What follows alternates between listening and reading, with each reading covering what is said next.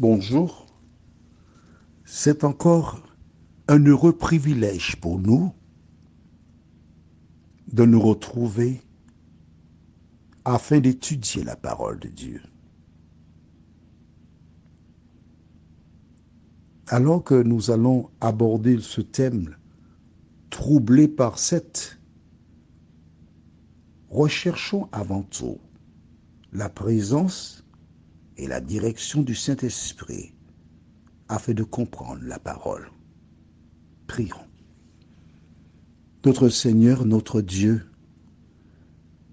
depuis quelques mois pour certains, et tout récemment pour d'autres, nous réservons ce créneau, car nous réalisons que nous avons besoin de spiritualité.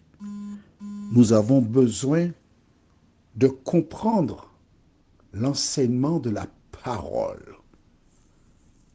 Et nous venons vers toi, convaincus que le Saint-Esprit, l'instructeur par excellence, nous conduira dans toute la vérité. Merci de nous éclairer et de nous garder dans ton cœur. Nous t'en prions, Seigneur, au nom de Jésus et pour ta gloire éternelle. Amen.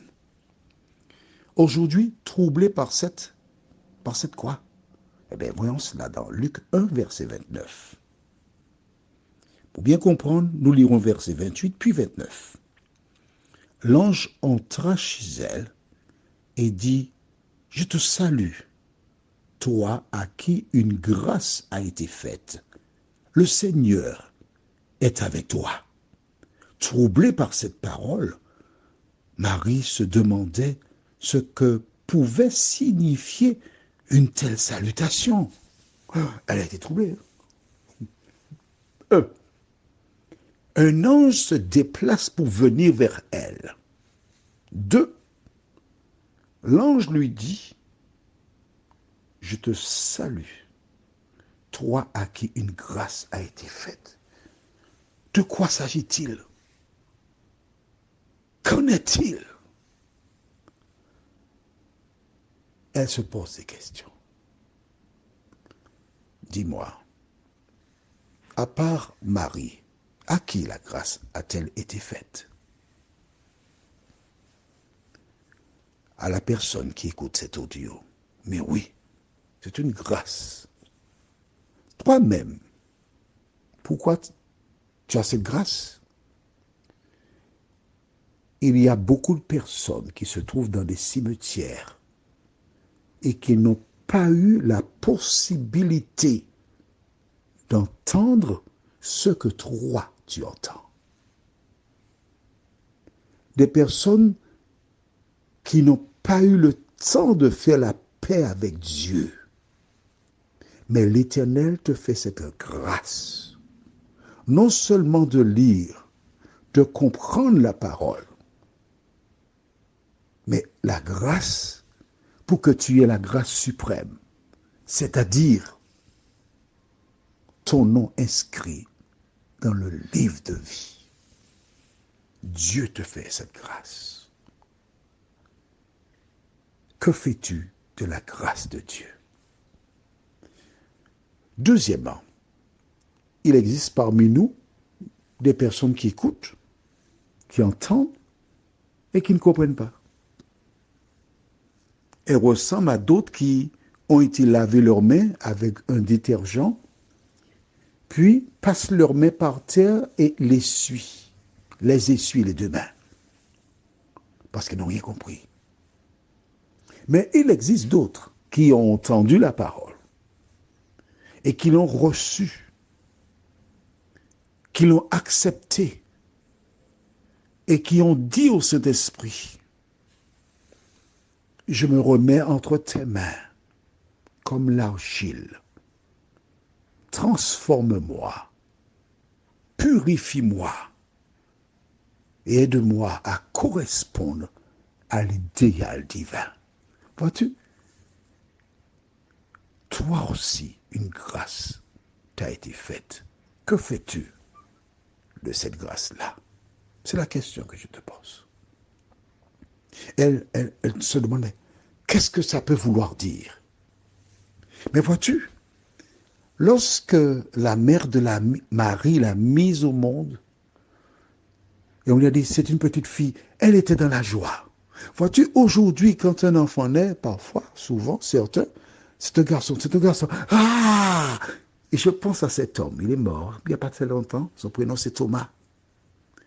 Il travaillait quelque part et lorsqu'on a appelé pour dire que son épouse a accouché, c'est un garçon, il a sauté de joie. Ah, j'ai un garçon, j'ai un garçon, j'ai un garçon.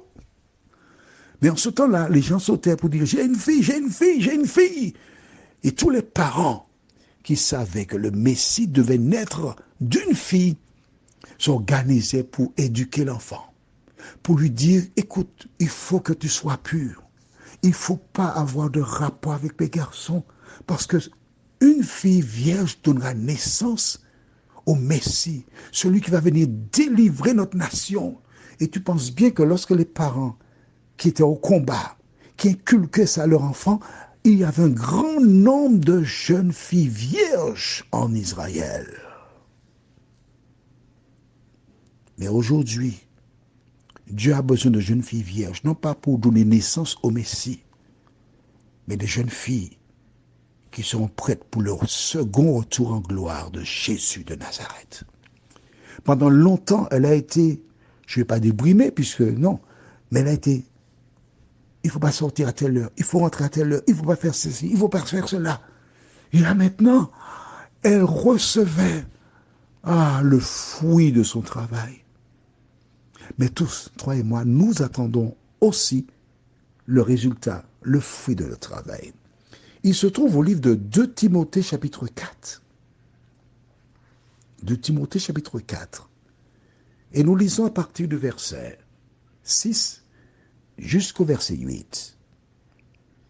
Car pour moi, je sers déjà de libation et le moment de mon départ approche. J'ai combattu le bon combat. J'ai achevé la course. J'ai gardé la foi. Désormais, la couronne de justice m'est réservée. Le Seigneur, le juste juge, me la donnera dans ce jour-là, et non seulement à moi, mais encore à tous ceux qui auront aimé son avènement. Une seule personne donna naissance à Jésus, la Vierge Marie. Mais toutes celles et ceux qui l'ont accepté comme sauveur et qui ont marché selon la parole de Dieu, un jour, Jésus posera sur leur tête la couronne de justice. La vie chrétienne, elle n'est pas facile. Il y a des hauts et des bas. L'ennemi cherche à nous rattraper, nous récupérer, nous détourner de la parole de Dieu. Mais mon ami, la seule manière d'en sortir vainqueur, c'est de lire la parole chaque jour, prier et demander à Dieu la force pour faire sa volonté. Prions. Notre Seigneur et notre Dieu, merci pour la grâce. Nous sommes sauvés par grâce. Merci pour le pardon de nos péchés. Merci pour la parole qui nous indique ce que tu attends de celles et ceux qui t'ont accepté comme sauveur personnel. Que le Saint-Esprit continue l'œuvre qu'il a commencée en nous et que nous puissions te demeurer fidèles jusqu'à notre dernier soupir, nous t'en prions. Au nom de Jésus pour ta gloire éternelle. Amen. Que l'Éternel continue de te faire du bien. Et à demain, si Dieu nous prête vie.